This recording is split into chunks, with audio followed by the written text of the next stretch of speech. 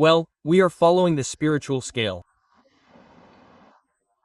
I thought we would take off a little more.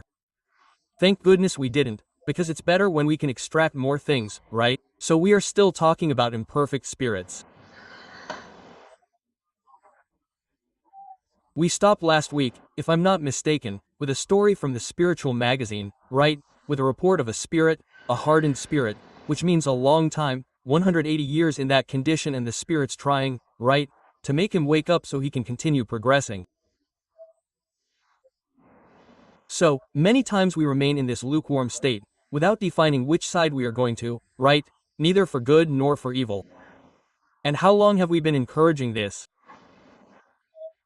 And how much time will it take from us in spirituality for us to be able to resume again, right?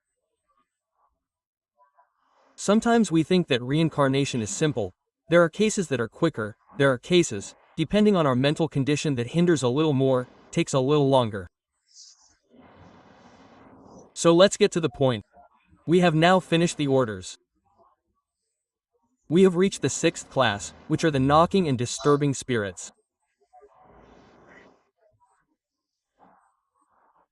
So, we had said that there are classes of spirits of this 3rd order that are used by God for certain activities.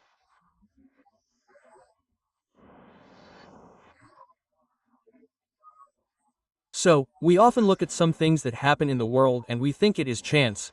We think it is the power of man. We think that everything is a bit lost. We think that the world will end soon, that something will be missing soon. And we need to understand that there are changes happening on the globe. And these changes have a reason, including that there are spirits linked to these transformations. When we study the Genesis a little more, we will realize that the changes that the globe is facing, all of them were already predicted. All of them. So, we look today, the state is a bit worried about news from here, news from there, but these are transformations that the spirits already said would happen a long time ago.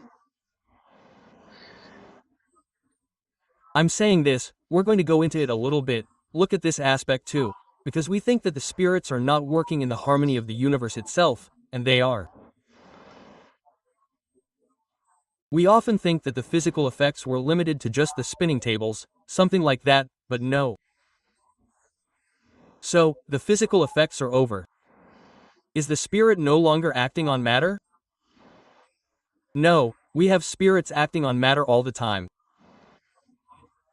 Sometimes we can't see or perceive them, or they are working in ways that go unnoticed by us. Okay? So, we said that we had 9 classes and that later Kardec came under the guidance of the spirits and created another class, which is the class that we're going to bring up now, the 6th class. Up until now, we've looked at everything from the moral aspect. The more moral and intellectual, the more advanced the spirit is, the higher it goes up in classes. We talked about the little step from class 10 to the 1st class, which is the only class. So, the more moral, the more evolved the spirit is, the further ahead it is in classes. But this class has a different characteristic. It is not linked to the moral issue. Let's understand a little bit, okay? So, the entire class is defined by morality and intellect, but by morality. This specific class is not. But although it is linked precisely to the last order, still to the 3rd order, okay? So, let's go, look. 6th class, item 106 or question 106, right, which are knocking and disturbing spirits.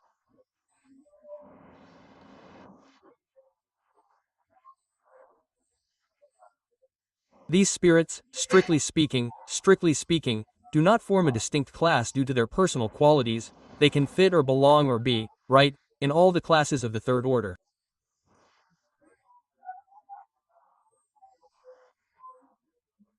So, when we look at that little diagram we have of the stairs, we can find this type of spirit in any class there, at any level. So, let's look again. We said that they are not defined by morality or intellect. If I can't define them by morality or intellect, But if they are in those classes, how will Kardec be able to observe a spirit? Morally, Kardec is not analyzing this. Intellectually, he is not looking at the effects that he is producing. Because let's think like this, look, when the table started to turn, the spirit did not speak. So, Kardec began to observe the effects that were happening there. There was an intelligence behind the table, but he did not know that it was a spiritual being that brought his individuality. So, Kardec will observe the effect that he is having. Spiritist doctrine as an experimental science, it started from observation. So, Kardec will observe the effects that this spirit is having, okay? Provoking, right? They usually manifest their presence through sensitive and physical effects.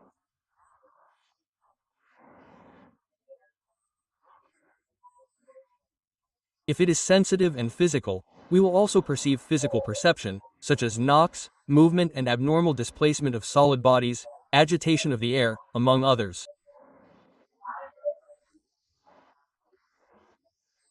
So the spirit begins to have an action on matter. So what Kardec is saying is the following. Look, in this third order, all the classes here, they also act directly on matter. I can be a spirit from the last class and be able to intervene materially. The spirit disincarnates, it can produce a physical effect if it has the condition, it can. It doesn't matter what class it is in. So, Kardec only needed to fit a condition within all these classes to talk about these spirits.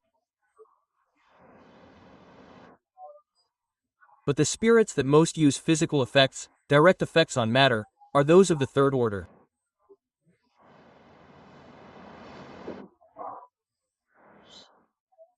If we disincarnate and are as a spirit, and have the condition for us to interact directly with matter, we will be able to do so, as it happens, okay? So, when the turning tables happened, what initial type of spirits that manifested themselves there were of the third order? Let's go. Then he said, knocks, movements, displacements of solid bodies and agitation. They seem to be more than attached to matter. So, that is, they are still attached to material issues. Maybe that's why it's easier for them to interact with matter. They seem to be the main agents of the vicissitudes of the elements of the globe. So there are changes that happen on planet Earth, in the structure of planet Earth. So Kardec says, look, it seems. Let's think, so it seems to be the main agents of the vicissitudes of the elements of the globe that act on. So here he will bring up several natural elements, right? The air. When I talk about air, then let's think if Kardec is talking, it seems that we will buy the idea that yes, then we forget about it, then we will study and draw our own conclusions. So Kardec, let's think that Kardec said like this, look, they are the main agents that act on the air. So, when I think about the atmosphere, when I think about wind, when I think about climate, Kardec is saying that it is the spirits that are intervening in these transformations.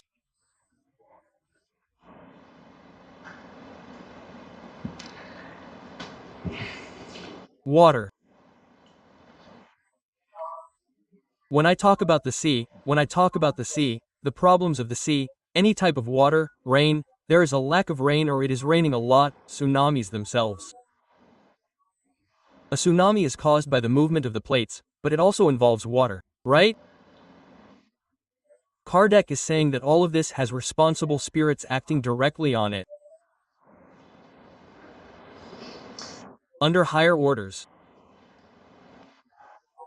So, we are worried and overly concerned that everything is out of control, but we have to understand this process later. We are not going to buy into this idea right away. Fire. He mentioned the four elements, right? So, when he talks about heat, he is going to talk about the volcano itself. The volcano erupted.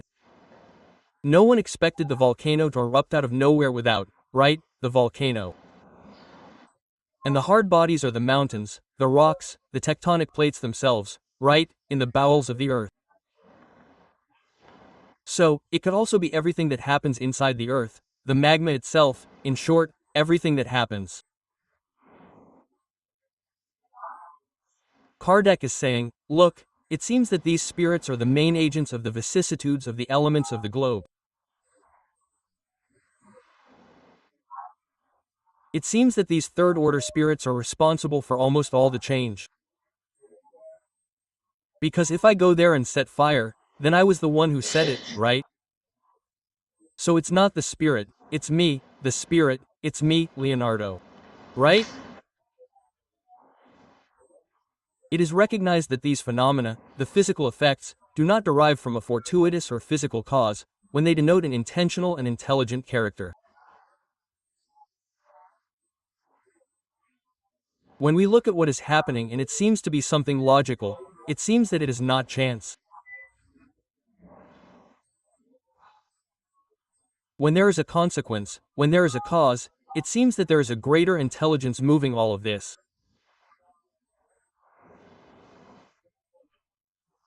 All spirits can produce such phenomena. So, we say that the third order are the ones that act most on this.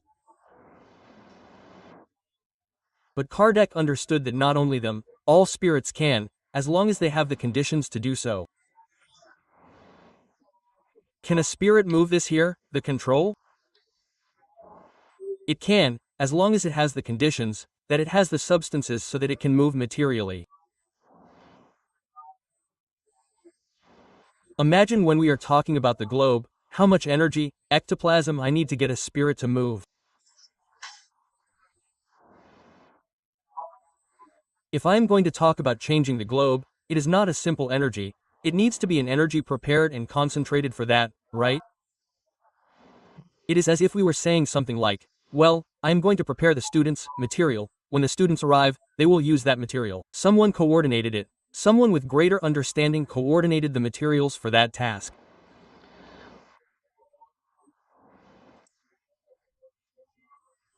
So, all spirits can produce such phenomena, but those of higher orders usually leave them as the tasks of subordinates, more apt for material things than for things of intelligence.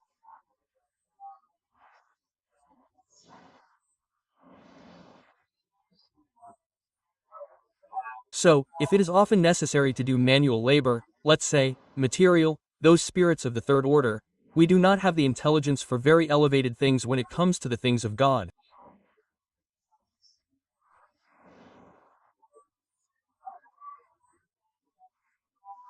So, the higher spirits could be responsible for these material tasks, but they say, well, let's leave the third order because at least they can learn, they can be useful, they can develop in these tasks and we will just guide, coordinate. It seems to make more sense, right? Because otherwise we have to think about these third order spirits without doing anything on the spiritual plane, without any occupation.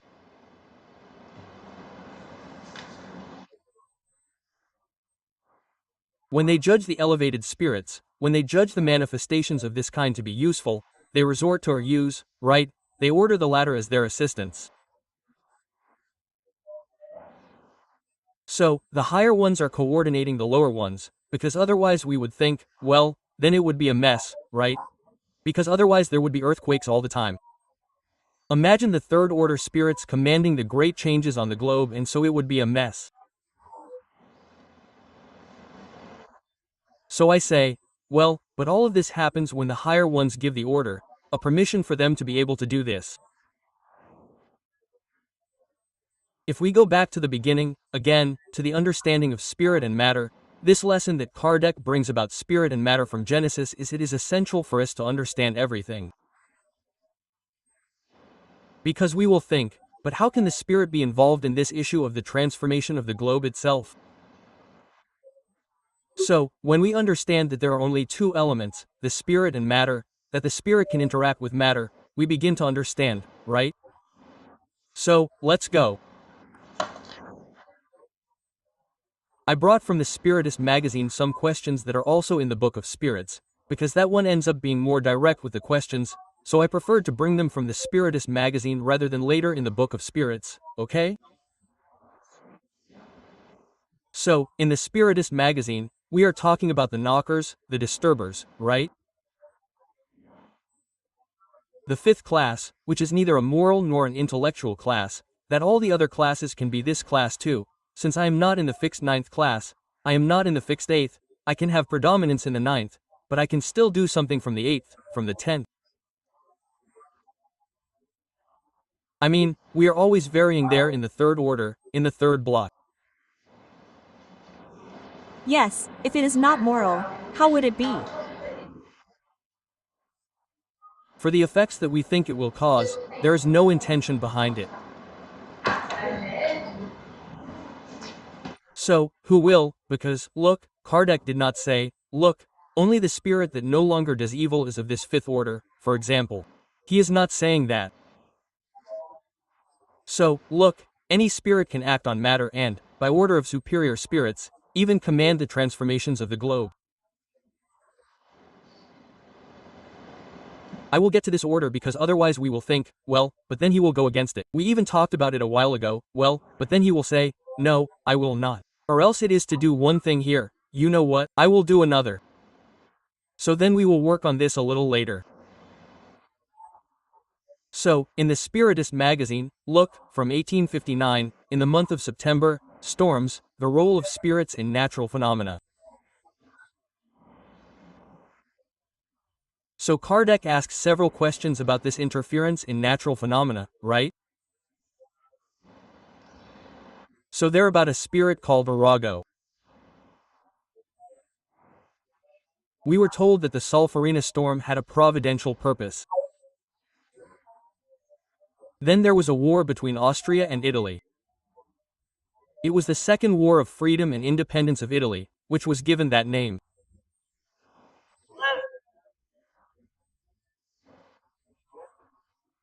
During the war, there was a big storm at the end of it and they say it was very providential because it could have continued from there, it could have been more violent, but then it stopped and from there were some dismemberments, because many soldiers were forgotten there.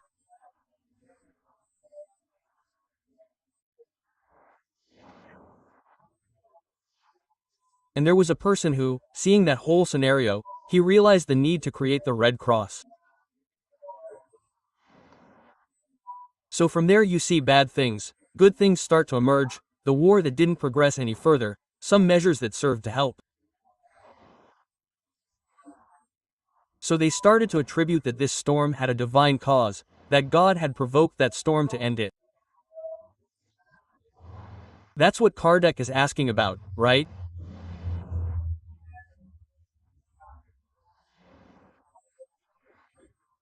We were told that the storm in Solferino had a providential purpose and they pointed out several events of this kind, mainly in February and June of 1848. During the fighting, this storm had a similar end, that is, this storm was also providential.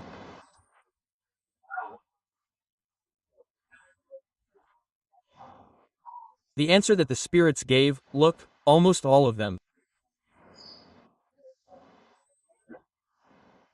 So, during these movements of the earth, during these climatic events that happen, is there anything providential?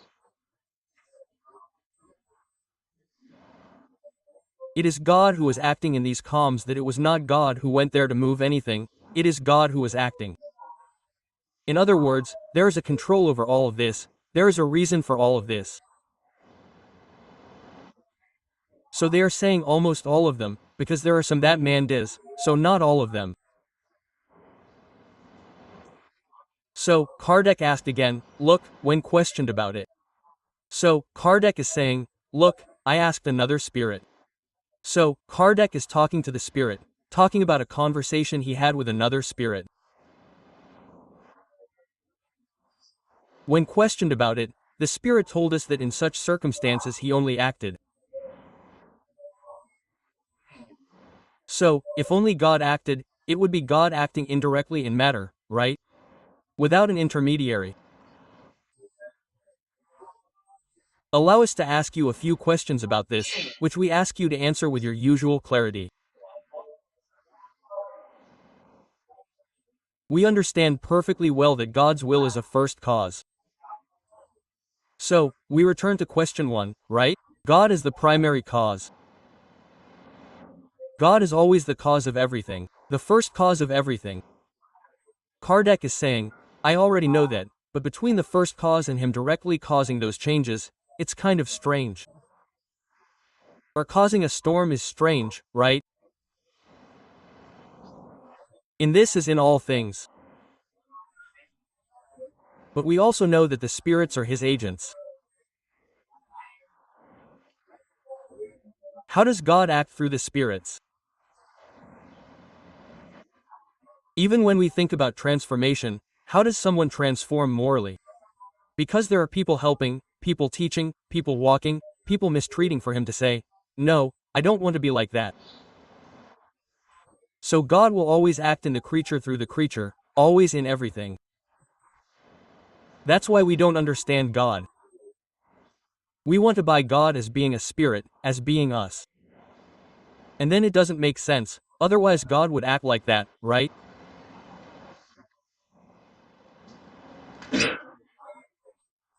Well, if we know that the spirits exert action on matter, we don't see why some of them wouldn't have action on the elements of nature, in order to agitate them, calm them or direct them.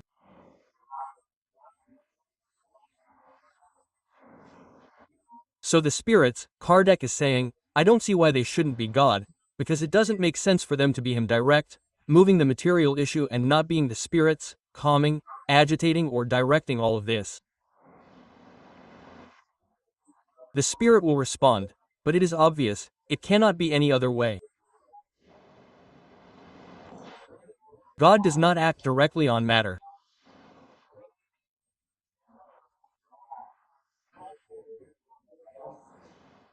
He has his dedicated agents in all degrees of the scale of the worlds, all degrees of all worlds.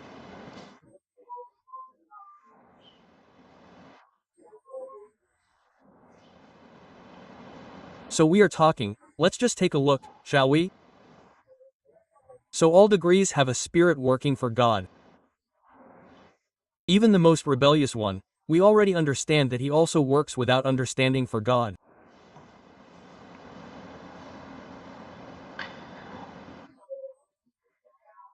The evoked spirit, that is, the first spirit you spoke to, he is speaking like this, he spoke because he had an imperfect knowledge of these laws, as well as of the laws of war. So he is speaking like this. Look at us, be careful, he started talking again. It is not because he disincarnated, it is not because he is a spirit that he knows everything. The rest knows nothing, does not know anything, even because his understanding is limited. So he spoke of the understanding that he was able to understand. So if we ask ourselves what God is, if the spirits didn't bring up the question, we wouldn't even know how to move forward from here. So it's not because I'm going to disincarnate that tomorrow I'll say, I already understand what God is like, how the mechanism works, the laws. No.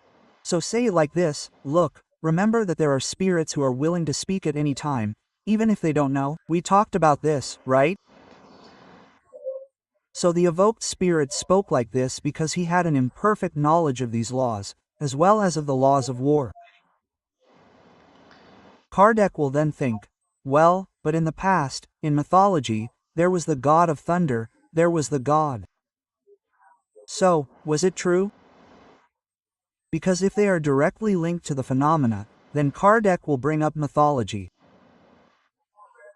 So the question that Kardec raises, look, mythology is entirely based on spiritist ideas. Ideas, although they are symbolism, have real basis. Within what the spirits are bringing, mythology is not far off. Maybe they are not gods, maybe they could be spirits. And then it all started to make sense.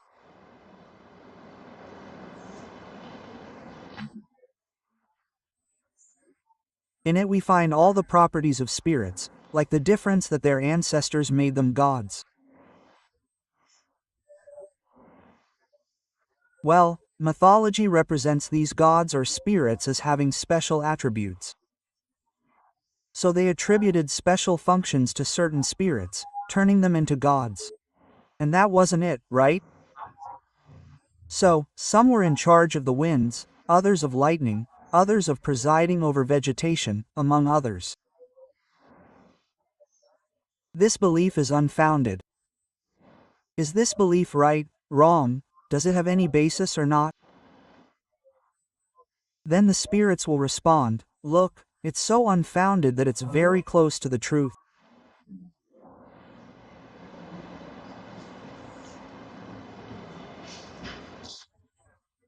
So we have several spirits representing different types of movements, right, on the globe, as they said in mythology. But imagine back then, if today we could suddenly see the spirits working, right, on these issues of the air, on vegetation. My God, this is a god because he's messing with things that are very cold, right, people? No. No. Okay. So, Kardec is saying that the spirits are saying that mythology has the same foundation as the spiritist doctrine. They are just not God, they are spirits.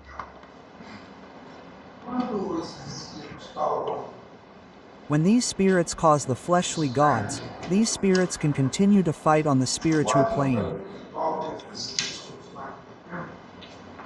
These spirits can continue to fight. But what are they fighting? So, They fall because of the spirit that caused it. let's see if I understand, okay? So, suppose we have a collective disembodiment. Let's go to September 11th. The spirits will disembodiment. They will be attended to by the spirits that are prepared for this situation, right? And from there on, they begin to be enlightened, guided, some revolted, some of that. And all this work begins. That was the question. Causer. So the causer will take on this whole issue, everything he did. He was the one who said, look, it is necessary for there to be wars, but woe to the one who brought the war. So he Caused the tsunami. but then there is a difference. Let's go. The tsunami becomes a natural effect, right? It is a natural consequence of the movement of the plates that causes all this. When we think about September 7th, September 11th, we had incarnated spirits who programmed this, who planned this, that is, it is evil. Two situations, yes. They are two different things, right? So, when we work on the tsunami, we are going to talk about this. Now, when you have a spirit programming this collective evil, it is the spirit from 10 that still carries the evil within him. So then he takes on all this evil caused. So one is caused naturally, which is what he is talking about here. There are things that you look at and there is no one involved. It is natural events. A volcano erupted, killed a lot of people, it is natural. You do not have a specific agent to blame, because there was a programming for that. The spiritual plane does not fight against it. No. And we will talk about it, you will understand why later. Because whenever the same question that Kay asked, the answer will be the same. Because the spirits who are morally superior have an irresistible force for those below. So, those below cannot fight the moral force above. But then, why does evil happen? Because we need to let evil happen so that we can learn about the situations. That's where free will comes in so that we can learn. If it wasn't clear by the end, I'm going to bring up a question more or less like that. Then you can come back to it and we'll come back again, okay? So the disincarnations Would not be a consequence of September 11th. Because someone programmed that, right? But that's what you did. You didn't want to cause hundreds of deaths. For example, there was a storm there. The plane ended up crashing. It was a natural storm. Now it ran out of fuel because it didn't fill up. It's the same accident, different situations, different causes. A lot of crashes there. No. No one did it on purpose. It's just that if someone didn't do the support thing or this or that right, then there's an agent. That's it, but it's the same accident, let's say, right? It's a lot. Comma. But I wanted to say that in this case, go back to that one at the beginning. Just because they had an idea that there was someone or an intelligence taking care. Of everything. But there was no name, right? So they created this. Yes, they created it, but they attributed the issues of nature to gods, right? So it was a god, thunder was a god, right? The sea was another god. So they created several gods, as were spirits taking care of each part, right? And these spirits that disincarnated were not an accident of good. Due to natural effects, right? It's due to natural effects. Why exactly? Then a friend of mine said, he'll die, he'll know, but we'll die, we won't know. I don't know, it's in divine providence, right? Sometimes we say, but it happened, let's talk about a tsunami, right? In that region, what did those people have to do with it? Sometimes the person is nothing, sometimes that region needed a transformation, a change in the structure of that location. And then whoever was there, will pass. Because we think that death is a very similar thing, right? God says, look, take him from there, put him here, bring him to a better place here, take him from there, put us, wow, he died, this happened, that happened. And then, right? So, yesterday we heard something here, right? And we were talking about a lecture, it was about Jesus, right? It's talking about Jesus taking care of the planet, right? About the trust that was given to him. It wasn't quite like that. But we traveled a little bit with this idea, and that the greater the spirit, the greater the difficulties, right? So we are always thinking about Jesus. I was thinking about Jesus looking at us, and then he says, my God, but look at what people are doing or saying there, right? We talk so much about death, people suffer with death, suffer with this, suffer with that. I'm improving the structure here. I need to move here to do something better in this. We are talking about regeneration, right? People are getting it all wrong, but then let's regenerate the planet. I'm changing to regenerate, people are complaining, right? So it's more or less like this. For God, death or not, doesn't change anything, right? Just take it out of the material experience and put it there. Whoever is left is suffering and will learn from the suffering. Come on, it's just that we are very far from that, right? We suffer a lot, but that's the issue. It's not linked. God thought, no, I'm going to wait for everyone to disincarnate so I can make a change there. There's no such thing. We're going to work in a garden. We're not going to go there and see. Let me see if there are any earthworms there or not, right? Go away, right? So that's it, okay? In the law of expression, we talk about natural disasters and chaos due to the scourges. Yes, there is a question about whether God could not cause infinite chaos, and not allow these men to cause these.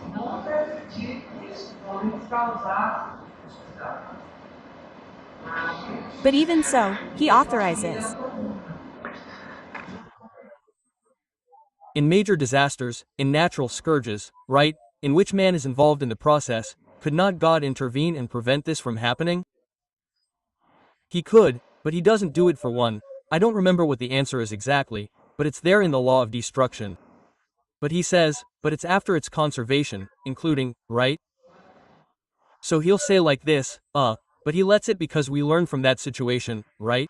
There is free will and there are big changes from then on.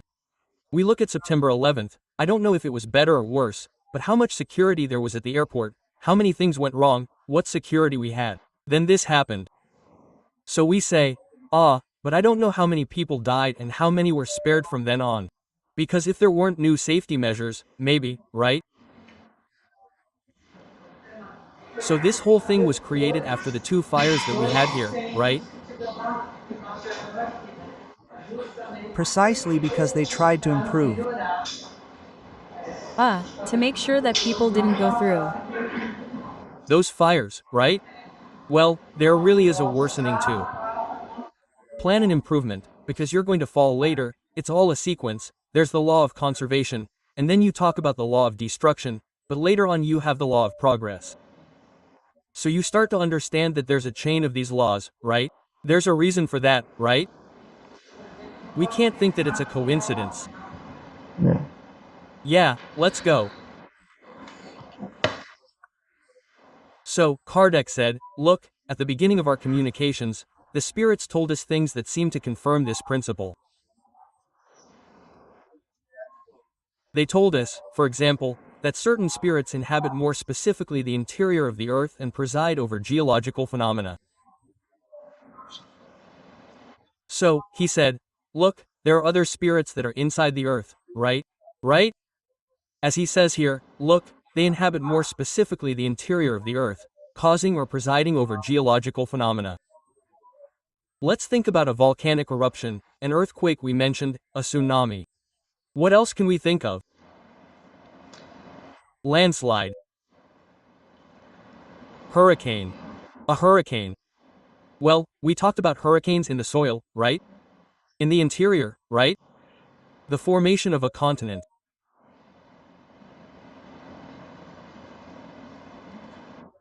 If we go back hundreds of thousands of years, how many continents were there?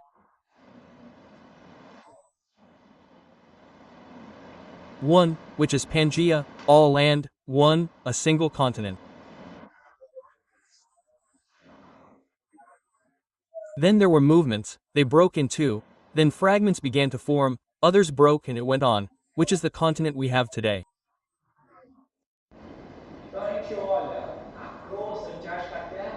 So we look at the cross, we think that the earth is it's just on top of the magma, moving all the time, and we think that everything will be nice and pretty soon, and there are movements in these plates. Soon she wants to know, let's divide Brazil, and then it starts slowly. Yes. If there is a plan for this, have you ever thought about if it were all one continent? What difficulties would we have, or how much expansion and development would we have, in communication, etc., you can tell me. I read something like that. It was very quick about the African continent that it's going to change. No, not about Africa. Did you see your love? It's moving. Okay. So we think like this, how much progress, then the law of progress comes in, right? How much progress happens with these great transformations that take thousands of years, but that science has already followed. So, when we say that the waters are rising because the glaciers are melting, because man is doing something.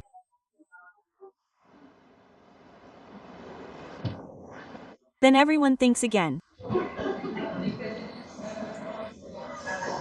It's a natural cycle. The Earth's rotation is changing. Everything is going to change, people. If we go back to the primitive world, there was none of this. And it will change again, and it will change again, it will change again, and from here it will change again. Okay, Australia didn't appear as a continent very long ago. It wasn't. As long ago as a continent, right? About 60, 70 years ago. That's all. So, we'll start to understand and we'll get there. So, Kardec was asking, he asked several spirits, he went to study, he went and he's bringing this information. So, this communication is one of many, right? So he asked if these spirits, which is true, said, for example, that certain spirits inhabit the interior of the earth and preside over geological phenomena. He answers yes, and it won't be long before you have an explanation for all of this. So he's saying, look, there's a spiritual explanation for all this. It won't be long before you have more information about how all this happens. Okay? Are the spirits that inhabit the interior of the earth and preside over geological phenomena of a lower order? Because we could think, well, these spirits that are there are not like us, they are lower spirits. There must be a fourth order there. That's what he's talking about. They are lower. Look, than the spirits. The spirit will answer him, look. These spirits don't live, that is, they don't live there properly, right, on the earth. We think they are residents, the spirits are there inside the earth. No, they are not residents, but they preside over and spiritually direct geological phenomena. They are of a completely different order. Different is what, people. So, because there were only 9, remember? Then he said, within what you divided there, these 9 have nothing to do with what you're talking about, it's something different. Then Kardec he took it, extended it and placed this class in the 6th. So, by the guidance of this communication, the 6th class comes in, because it is not moral, that is, it has nothing to do with what you are doing there, Kardec. These spirits, they can be more elevated, less elevated, more intelligent, less intelligent. They act on the phenomena of matter materially, wherever they are. Then Kardec there in number 6, is that. Okay? So, just to explain where the 6th class came from. And then, Kardec asked again, look. They are spirits that have already been incarnated in men like us. This is where it gets tricky. Because when we think, it was some kind of spirit created by God that will just keep doing this. Either it is inferior or it is a spirit that no longer has to incarnate. I don't know. The answer is that they have been and will be.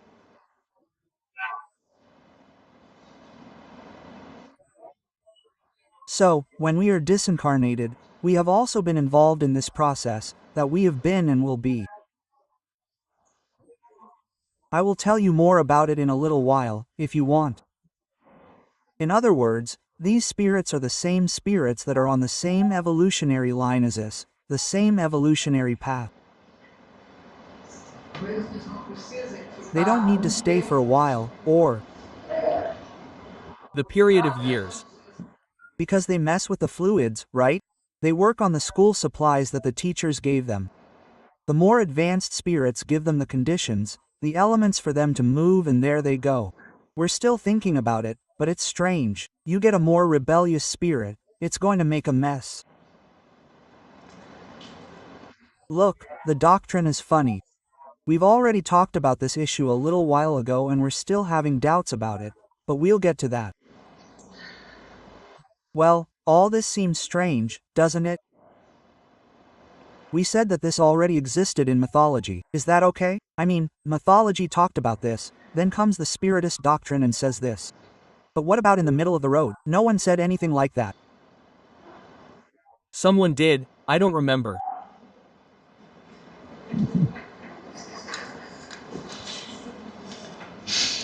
Let's move on to Jesus, see if it calms our hearts. In the book deal, you see that it is a spiritual city that is all Brazil, and there are engineers and architects who go there to help. Architects of the universe. Right? Yes. So there could be geologists who understand the earth who are working. For more specific services, bringing people with more specific knowledge. Let's talk a little bit about how everything fits together. Let's talk about Jesus to calm things down a little, then we'll get back to studying again. So let's go. Because the storm is really agitated, right? What's up, guys? Jesus calms the storm in the Gospels of Mark, Matthew, and Luke. We always look for the moral side in these passages, right? But we don't try to understand how things work. So we look at Jesus and it seems like Jesus comes to console us. More consolation than instruction is impossible. Then we understand how much we want to dive into the truths and how much we don't want to dive into them. Let's go, look at this beautiful passage. As evening approached that day, Jesus said to his disciples, "Let us cross to the other side of the lake." We can enter the moral side if we want. Jesus is inviting us to leave one side and go to the other. We can think of Jesus inviting us to leave one class and go to another, right? Leaving one side and going to the other, right? Leaving the crowd behind, leaving the crowd, right? That bunch of spirits that stayed down there, right? Who knows, in order 3, we in the order above that was the crowd, right? Down, leaving the crowd behind, they got into the boat where he was already. Jesus was already in the most advanced place, right? And they began to cross, although other boats followed him. But soon a storm arose, with waves crashing against the boat, that it was already full of water. So, the boat was covered. Imagine a storm, right? Meanwhile, Jesus was sleeping lying on the ground. So, we often say, look, Jesus slept because he was letting us see how we acted or because he knew the situation, because he was aware of everything that was happening.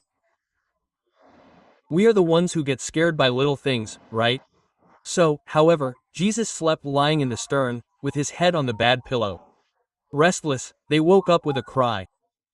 Master, aren't you worried that we are about to die? Imagine a storm, the boat full of water.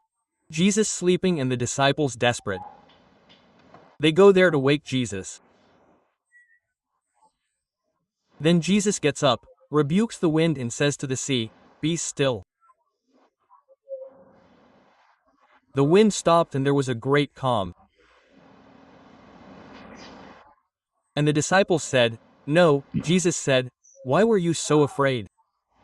Do you still have no faith?" Quote. And they were greatly astonished, and asked each other, "But who is this whom even the wind and the sea obey?" There were spirits who, at Jesus' command, calmed the storm.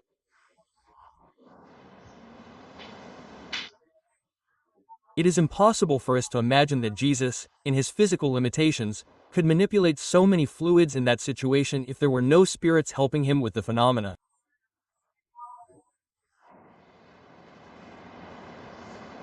There is no way for us to imagine this in an allegorical way.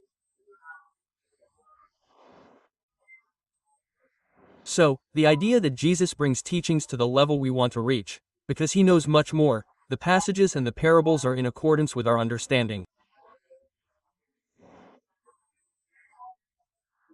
Here Jesus already taught us a lesson that there were spirits who took care of all this, who, at his command, at his need, at his moral calling, calmed the storm.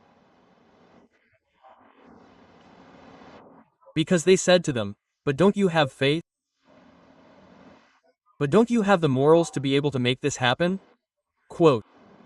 Of course not, right? So, let's go. In question 274. So, this is the question there. Look, there in the book of spirits, look, of the world of spirits, there in the spirit world, of the spirit world, chapter 6. Of the spirit life, the relationship in the afterlife. Question 274, about the existence of different orders of spirits. So, there are differences in order 3, 2 and 1, different classes, from the 11th to the 1st, right? About the existence of different or diverse orders of spirits. This results in some hierarchy of power for them. Some have more moral power than others. There is subordination and authority among them. Some have more authority than others. Response from the spirits. Very big. In other words, there is a hierarchy. The hierarchy is very clear. Let's be honest, Jesus is way ahead of us, isn't he? Yes. Let's think about the Apostle Peter. He's ahead of us, isn't he? Yes, right? Kardec is ahead of us, isn't he? Chico is ahead of us. So there are some hierarchies that are very clear to us, very big.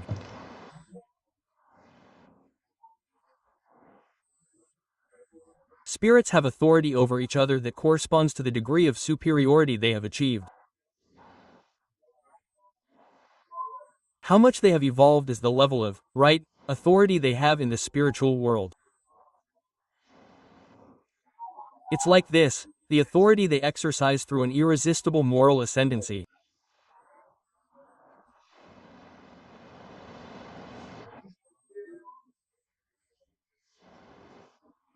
So, if Jesus asks for collaboration, these spirits can't say no, because he is a spirit that already knows and already practices good.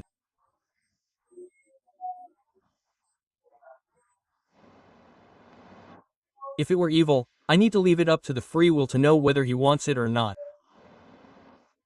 Now, a call to good doesn't have that. Now, it won't be there all the time. Let's go for good. I mean, we need to have a choice. We need to have the will or not to want it. In the erratic state, those who have authority above can have this authority over those below, right?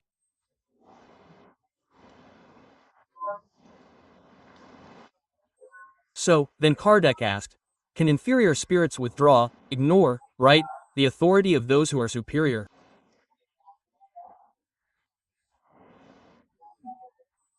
Okay, Jesus asked, but I won't answer. I said irresistible. They have no control. It's so strong morally that they can't say no. It's an energy that involves a job.